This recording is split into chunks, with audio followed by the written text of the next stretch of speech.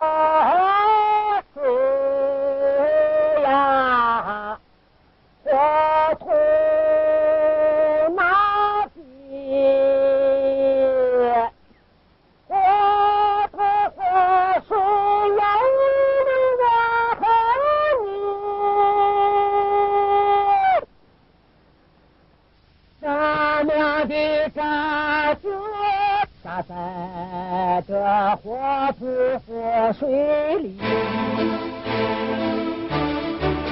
喺抗日戰爭最艱苦嘅歲月裏邊，國民黨第2號人物汪精衛竟然公開叛國，咁仲喺日本支持下組織偽政府，禍國殃民。無論如何喺8年抗戰入邊，國共雙方嘅軍隊都曾經好英勇咁樣作戰，而更加慘烈犧牲嘅就係中國嘅人民。但係即係在國共方面咧，就大家都有啲評論啊，即係話咁究竟係邊個好打啲？邊啲將領好啲嚇？咁就係呢個邊個嘅功勞大啲啊？譬如話陣地戰啊，呢個主要嘅戰役啊，係咪國民黨嗰個承擔係大過共產黨啊？咁同埋主要嘅戰役亦都有啲評論啊，譬如話百團大戰究竟係邊個功勞？究竟係咪成功嘅例子啊？譬如毛澤東似乎亦都批評過呢個百團大戰。咁呢啲咧亦都要大家喺度討論下。咁而家我哋睇下呢8年嘅激烈戰況先。喺抗日戰爭初期，日軍採取速戰速決嘅戰略，將揚言3月亡華。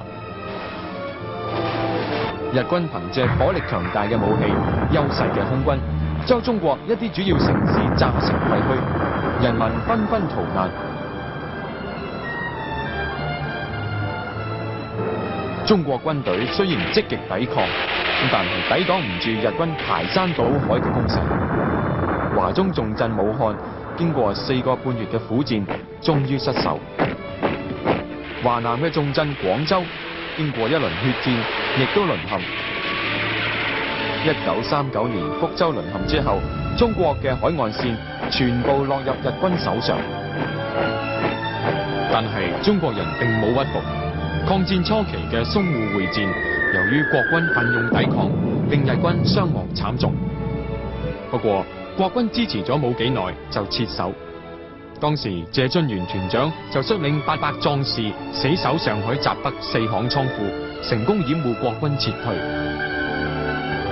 喺1937年9月，林彪率領8路軍115師喺山西嘅平型關伏擊日軍板門師團，擊斃日軍1000幾人，係中國抗戰嘅首場勝利。由李宗仁領導嘅國軍1938年4月喺山東台兒莊殲滅日軍板門同基谷2個精銳師團，取得抗戰以嚟最大戰果。1940年8月，彭德懷指揮之下，8路軍展開百團大戰，殲敵2萬幾人。呢一次係共軍第一次向日軍進行陣地戰，8路軍嘅勝利提高咗中共嘅聲威。不過呢次勝利帶嚟日軍更嚴厲嘅報復。當時日軍駐華北嘅司令岡村寧次對8路軍嘅根據地進行殺光、燒光、搶光嘅3光政策。日軍仲使用毒氣，好多無辜嘅老百姓慘死。兵凶戰危，將軍難免陣中亡。1940年5月，國軍33集團軍總司令張治中喺湖北陣亡，成為中國抗戰中以馬甲裹屍嘅最高級將領。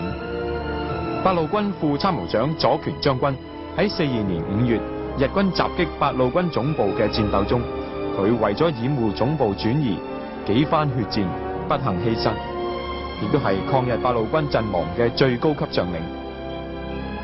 殉國陣亡，軍民嘅鮮血喚起咗中國人抗戰到底嘅決心。但係重慶國民黨副總裁汪精衛對抗戰另起疑心。1938年10月，佢秘密離開重慶，脫離抗戰陣營，走上投向日本嘅漢奸之路。喺日本嘅支持之下， 1940年3月30號，汪精衛喺南京組織另一個國民政府，同日本人簽訂中日和約。我們是要知道，現在本府將來才能夠承擔，現在本憂患，將來才能夠本安樂。南京嘅汪毅政府同滿洲國嘅保儀一樣，完全係受制於日本嘅傀儡。當然啦，有好多英勇犧牲嘅中國人，亦都有一啲咧，即係令我哋引以為恥嘅中國人。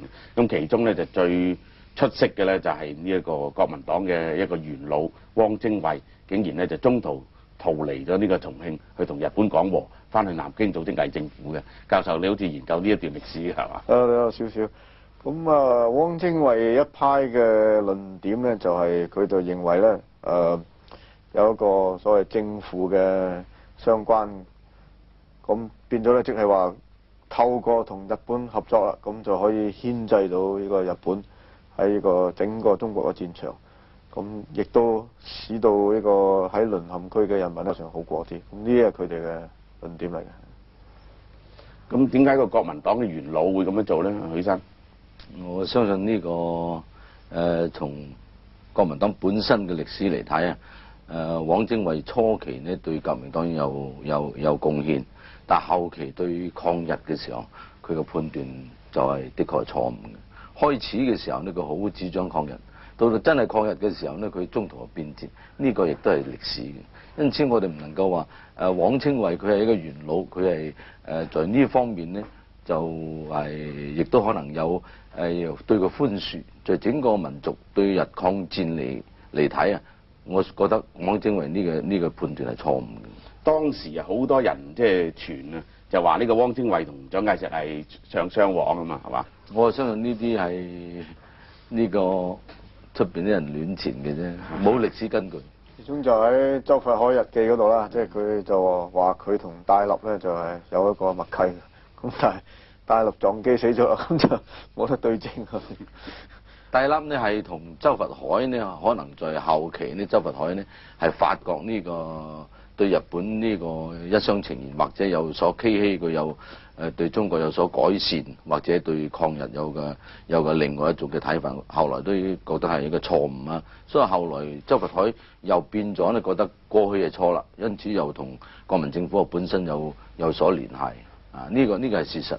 事實上呢個戴笠曾經即係庇護過周佛海一段好長嘅時間，即係日本投降之後。佢呢個係咪庇護？唔係啊，因為佢撞機死咗。撞機死咗啦，佢冇得對證，佢冇庇護嘅，冇庇護嘅。我相信即係喺中國歷史裏邊咧，汪精衛係喺整個抗日戰爭裏邊係一個漢奸，呢個定論咧恐怕係冇辦法翻案。喺中國喺抗日戰爭裏邊之所以能夠取得勝利，係因為中國咧係堅持咗持久戰啊！只要中國人民咧呢個真正起嚟抗日，日本整個戰略就失敗，注定咗佢冇辦法喺中國嘅呢個戰場上面取得勝利。日本嘅戰略咪最希望咧係通過呢個好快速嘅咁閃電戰，迫使中國投降。咁呢個汪精衛咧就適應咗日本嘅要求。如果汪精衛呢個陰謀得逞咧，咁日本呢個就打敗中國啦。啊，咁因此呢個汪精衛呢個佢呢個建立一個偽政府咧，實際上佢完全適應咗日本呢個要求嘅。咁所以呢個漢奸嚟講咧，呢個汪精衛係逃不了。咁我好相信咧，就係蔣先生喺整個抗日戰爭裏邊，佢應該係基本點就係堅持抗日。我都唔相信咧呢個蔣先生同呢個汪精衛之間有乜嘢呢個私下有乜嘢默契嘅嘢，我都唔相信呢一點。咁其實即係汪精衛就相信中國一定會俾日本打敗啊，而佢同日本即係講和係可以為淪陷區嘅人民做到啲嘢。咁究竟有冇做到啲嘢咧？咁你要睇下當時即係譬如喺南京啊嚇，或者係就算喺上海住嘅人覺得有冇咁嘅因素啊？我就當時不在場。咁就在糧食方面咧，我睇到係嗰個供應係冇乜問題㗎當時。咁但係呢個當然同政治冇關係啊呢個。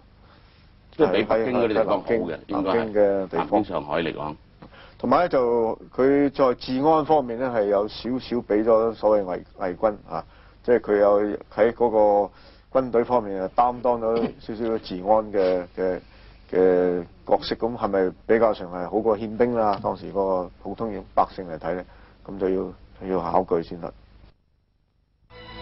中國人經過長達8年嘅艱苦抗戰，喺1945年，日本正式宣布無條件投降。